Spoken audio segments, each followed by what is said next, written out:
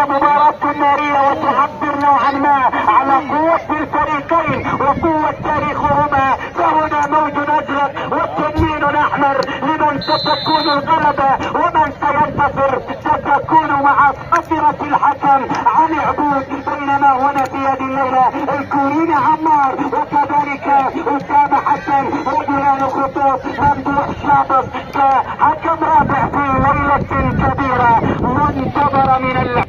مطيع لربما يدخل في هذه الليلة في احمد او سريكان عفوا المدرب مطيع يدخل على حراسة المرمى احمد سالم، بينما في قلب الدفاع علي غسان وكذلك بجانبه عبد الله محمد الشيخ يلعب بغسان سالم ونبيل الباكري كابورة مختار السيد خطير بكاس محور ستة، بينما محمد عبد القادر هنا الغائب لربما في هذه الليلة في منتصف الميدان. محمد غسان من على يمينه يتغطي على يساره عبد الرحمن صالح علي وعبد الملك العبري المهاجم السفاح هو الغنام في خط الهجوم، بينما تكبيرة احمد البدوي والنجم والسنين الاحمر الفلسطيني هنا يدخل على حراسة المرمى علي فضل يلعب في قلبين دفاع السويد محمد سالم يسار بلال المات على اليمين صلاح المضاضي في منتصف الميدان.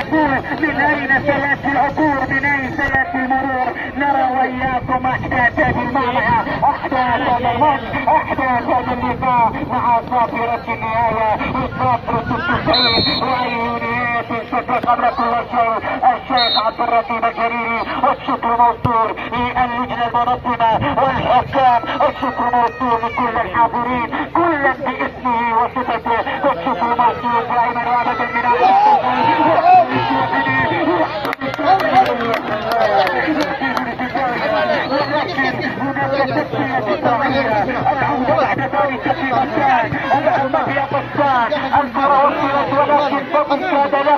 وصلت الى مختار ليل لكن طويلة عادت عزيز يا ستار في مكان يمشي البينية واحدة. خذوا هاتي وتوحني في مكان يلعب الكرة باتجاه الفتوح يا تبريرة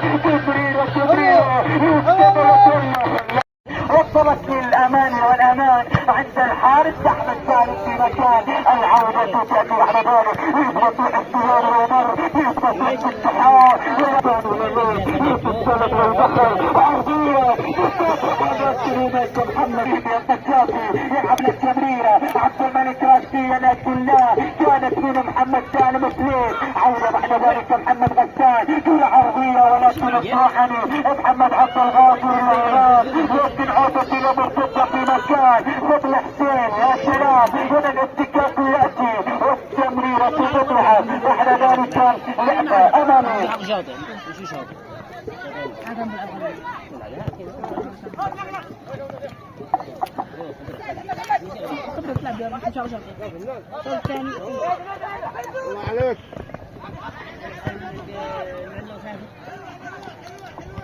تمريرا مرة اخرى تصل باتجاه من؟ محمد سالم في التسوية في ارضية الميدان فتاليا لعب بحذر شجاعة كبيرة من الطرفين. مباراة بمثابة نهائي او نهائي قبل فوات الاوان.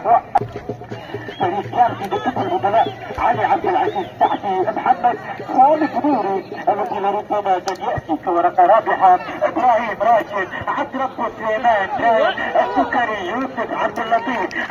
هدف وين المحاولة تمريرة الرد بعد ذلك لفضل حسين في مكان ولكن ما فيها شيء. الحكم يشير للاستمرارية لمسة لمختار ولكن بالتسديد يستعجل على الشيء لمسة من ذلك الكرة الى خارج ارضية الملعب. غسان يلعب التمريرة عبد الملك يرسلها